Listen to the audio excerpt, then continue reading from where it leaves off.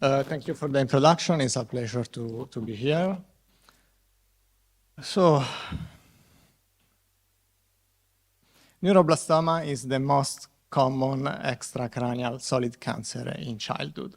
It originates from the failure of the neural crest development, and it's pretty heterogeneous with outcomes that range from low-risk tumor to high-risk tumor.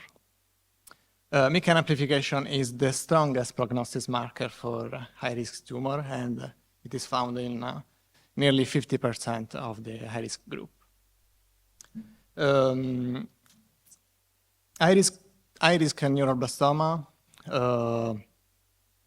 are very aggressive, and despite an almost complete initial response to therapy, they often relapse, highlighting the importance of tumor heterogeneity for these tumors. Neuroblastoma heterogeneity is defined by the adrenergic and mesenchymal state. We have two different states: the adrenergic, which is characterized by the expression of adrenergic specific transcription factor, MYCN expression, and in vitro phenotype, which is characterized by a neuronal-like morphology, and they are not substrate adherent. And importantly, in vivo, they show high tumorigenicity and chemosensitive. On the other hand, mesenchymal cells express mesenchymal-specific transcription factor, don't express MYCN. They have an epithelial-like morphology. They are substrate adherent. And in vivo, they show low tumorigenicity, but high chemoresistance. Importantly, these two states are plastic, so changes in the expression profiles enable state transition, and this is relevant for the treatment. In particular, this heterogeneity complicates treatment, as adrenergic cells predominate in pre-treatment tumors, while mesenchymal cells enrich after treatment and contribute to relapse. So this work starts with these important questions. Do mesenchymal cells arise from adrenergic to mesenchymal interconversion, or does therapy select a pre-existing drug-resistant MES population? To address this question, we generated a barcode PDX model of MYCN-amplified neuroblastoma.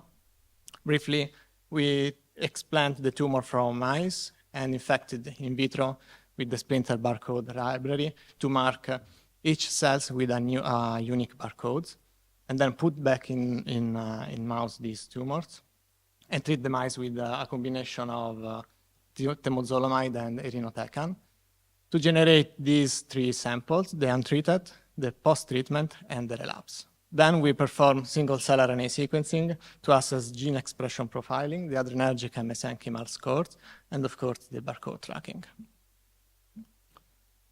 Single-cell RNA sequencing revealed that in this tumor there are 5 different clusters, and transcriptomic profiles show that cluster 0, 2, 3, and 5 express high level of adrenergic markers, while cluster 1 expresses high level of mesenchymal markers, and cluster 4 expresses high level of p53 related pathway. Comparison between treatments reveal how chemotherapy remodels these clusters. In particular, in the untreated tumors, we saw that most of the cells are in adrenergic state, while a few cells are in mesenchymal or MP53 activated state. Post-treatment, we see a decrease of the adrenergic state, of the cell in adrenergic state, and an increase of P53 activated and mesenchymal cells. And in relapsed tumor, we saw the opposite trends. So we have an increase of adrenergic cells and a decrease of mesenchymal and P53 activated cells. We next investigated the barcode, and we found that many barcodes are present in both the adrenergic and mesenchymal cells in the untreated samples, indicating that there is a pre-existing mesenchymal population in these tumors. Importantly, after treatment, in the post-treatment sample, we saw an accumulation of the mesenchymal cells, indicating a mechanism of mesenchymal selection. And in the relapsed tumor, we saw a decrease in the mesenchymal cell and an increase in the adrenergic population, indicating that the opposite mechanism may play a role during a relapse. But importantly, we saw also that some barcodes are present only in the adrenergic cells in the untreated sample. In the adrenergic cells, yes. And after treatment, the same barcode is found also in the mesenchymal cells, indicating adrenergic to mesenchymal transition. And again, in the relapsed sample, we saw that an increase of adrenergic cells, indicating adrenergic regrowth.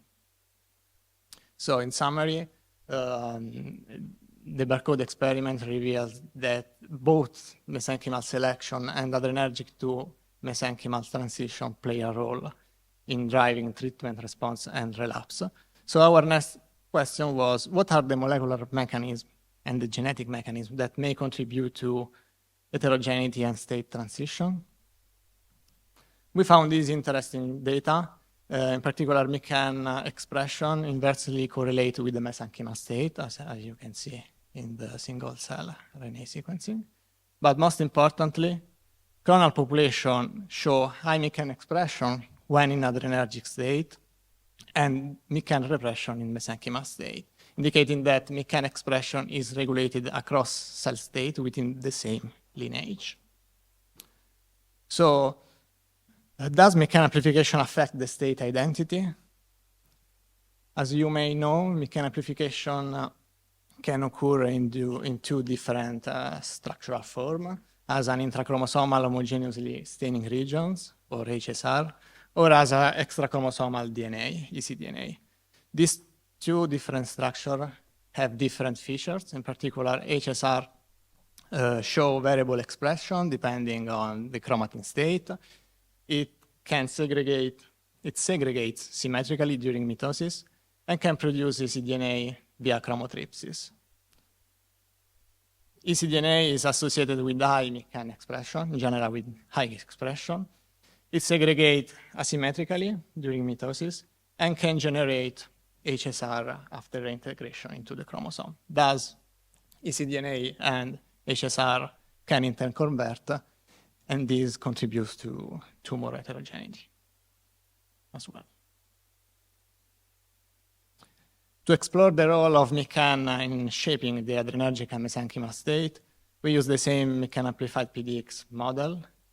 We put the cell in vitro in standard cultured media, and then parental line, single-cell RNA sequencing on the parental line confirmed that this culture have both adrenergic and mesenchymal cells. But we can also isolate mesenchymal subline, pure mesenchymal subline, and pure adrenergic subline using an adherence-based cell separation.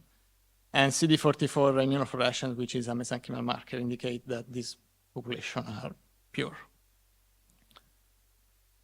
Even if this tumor is MYCN amplified, we saw that MYCN expression is restricted to the adrenergic state, as you can see in the single-cell RNA sequencing from the parental line. MYCN is expressed only in the adrenergic population.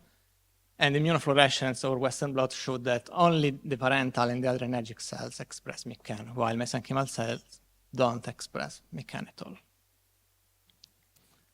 We asked whether the structure of the amplification differ between the adrenergic and mesenchymal state, and we discovered this interesting data.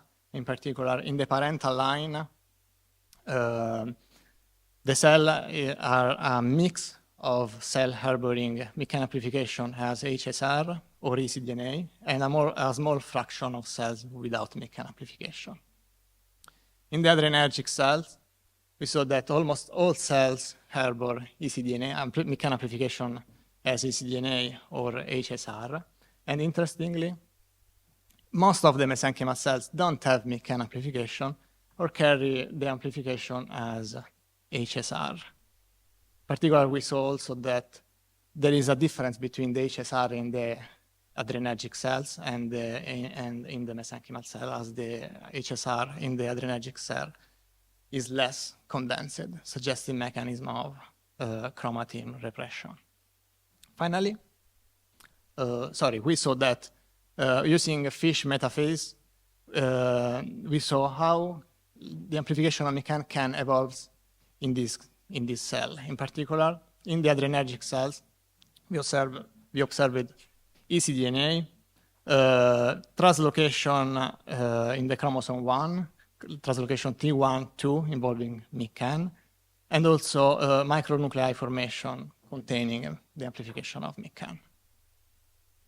In the mesenchymal cells, MYCN is lost, or it is integrated as AChR. We have only one copy of the chromosome 1 with the T1-2 translocation.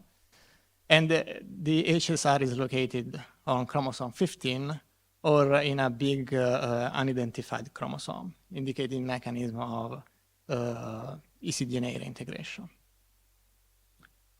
Finally, MYCN amplification is lost with time in culture in the mesenchymal cells, but not in the adrenergic cells. As you can see in the early passage, most of the cells carry MYCN amplification as HSR, while in the late passage, we lose the MYCN amplification.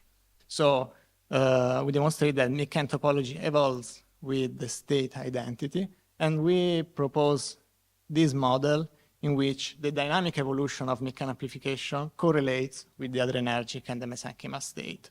In particular, in the adrenergic cells, MYCN amplification, MYCN is amplified as ecDNA or decondensed HSR, and this supports high MYCN expression, the adrenergic identity, but also chemosensitivity.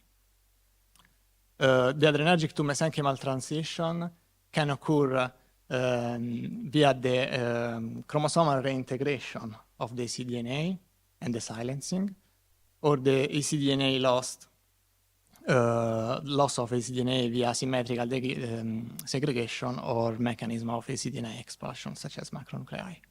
And this is associated with the mesenchymal phenotype, with low MYCN expression, of course, the mesenchymal identity, but also chemoresistance.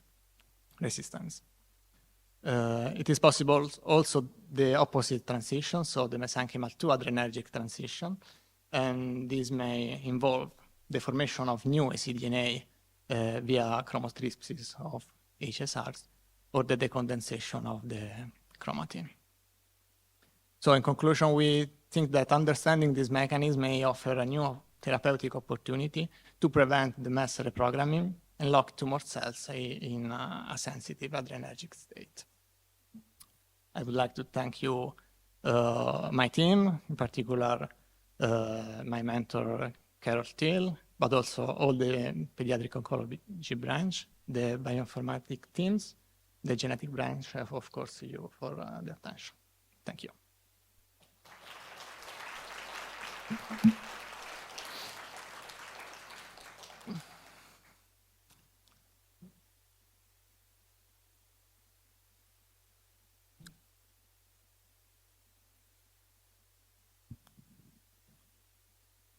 Thanks very much. Good to hear the story. So maybe I got a bit confused. For your MES cells, some of them have no MYCN amplification, just 2 copies. Is that correct? Yeah. And how do they then revert back to? This is a good question. I think I need to demonstrate that, but I think that only the mesenchymal cells that retain the amplification as HSR, as condensed HSR, are those that can switch back to the adrenergic state, maybe by reforming ecDNA. But your barcoding experiment didn't show that, right?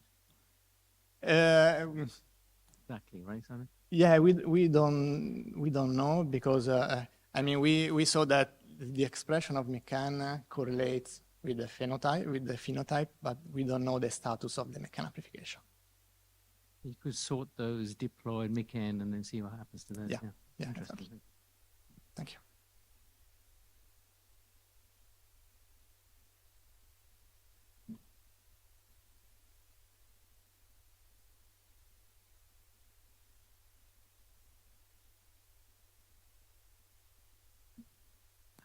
Thank you. This is a great talk. Have you looked if there's a difference between the primary and metastatic sites when you, and if you see the same observation and Now we haven't looked at that, but yes, this is a good question also because the mesenchymal cells are more migrating, so they are involved in the metastasis. So yeah, maybe we want, in the future, we want to test whether after chemo, for example, we saw more metastasis maybe in the bone marrow, yeah, and if these cells are mesenchymal or adrenergic, maybe using the barcode too. Yeah, that's a good point.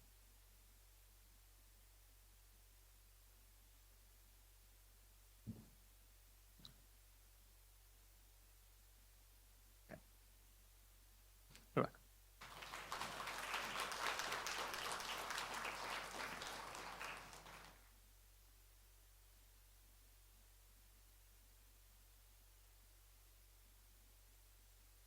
Okay, we have a 15-minute break, so we'll gather back here at about 4 o'clock, and we'll keep going with our next two speakers back here at 4.